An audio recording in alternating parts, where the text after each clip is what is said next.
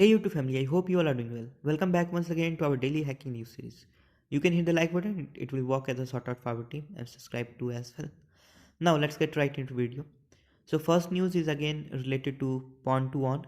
So finally, pwn2own Toronto 2022 has ended with competitors earning approx 9,89,000 US dollar for approx 63 zero-day exploit, where there was a multiple bug collisions and that were targeting consumers product between December 6th to December 9th. Overall, 3 days period took approx 9 lakh US dollar. So that's a huge number. And also during this hacking competition, there were 26 teams and security researchers, and they have targeted device in the mobile phones, home automation bulbs, not a bulbs, it was hubs, printers, wireless router, networking attached storage, smart package categories, and all up to date in their default configuration. So this is why it was being targeted, and there's a lot of zero-day exploit which was shocked. Even Samsung S22 was hacked 4 times, which is not a small concern. So even whenever you come up with update with anything, doesn't mean you are fully secured. Always there must be some sort of loopholes. This is what you can learn from pwn2own Toronto. Anyway, now the next news is related to one of the phishing campaign. So recently, the Iran-linked muddywater APT group, which is also known as Static Kitten, has switched to an freely available remote administration tool in its recent operation, which was most probably the hacking operation. And according to a report which was published in October, the group now uses the legitimate Synchro tool since at least September in its spear phishing attack. So in March 2021, the group was observed using other RAT used by the MSPs, including remote utilities and Screen Connect. So let's have a small campaign overview exactly how it was working.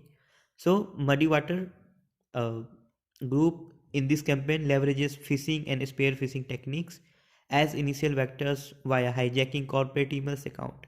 And according to Deep Instinct researchers, Muddywater now exploit Synchro, which is an integrated business platform designed for MSP. Later on, it sends email with an HTML file attachment containing the link of download the Synchro MSI installer, which is typically hosted either on Microsoft OneDrive file storage or OneHub's cloud storage. And once the Synchro is installed, it provides full control of the compromised systems, which attackers can use to deploy backdoors to establish persistent and steal data. So this was the overall thing exactly how Muddy Water was working and how they are coming up with new attack vectors. Now next news is related to an attack on air-gapped system. So researchers from Ben Gurion University of Negev, which is in Israel, so they have uncovered a new unique convert channel that let attackers leak data from air-gapped system. So the attacker's method leverages the malware already planted on the isolated computer with the help of an insider or through other medium. So in this attack model, the attacker must compromise the target system and infect or maintain electronic devices such as radio, receivers, microphones, and other optical cameras. So here the notably the attacker is highly evasive since it executed from the order and user level processes and which does not require root privilege and is effective even within the virtual machines. This is really such a big thing, like virtual machines is being getting targeted from this specific air gap system. Matlab they are not getting targeted, it is kind of some technique which was found by the university's person of Israel.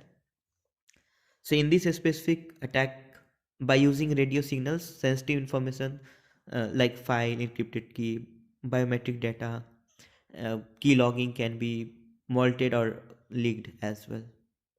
So in short, if you'd like to know about this specific attack, then the working of this attack is something like the malware on the air-gapped computer generates radio waves by executing crafted code onto the target system and exploiting the power consumption of the computers.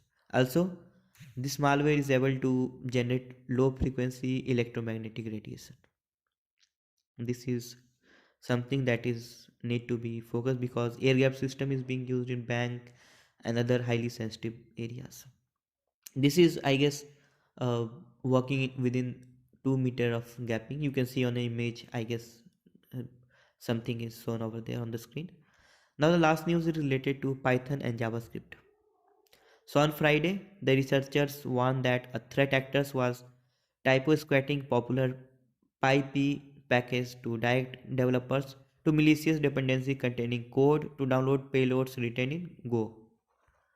So the purpose of attack is to infect victims with ransomware variant designed to update the desktop background with a message impersonating the CIA and introducing the victims to open a readme file, and the malware also attempts to encrypt some of these victim files. So as we know, like the readme file is in fact a ransomware note that tells the victims they need to pay the attackers some sort of amount in cryptocurrency to receive the decryption key. And here they have asking for 100 US dollar, which is approx I guess 79,000 Indian rupees. So as always, if you're getting any ransomware attack, then most probably if you're going to pay to the attacker, then you will sometime get the key, and most of the time you're not going to get the key.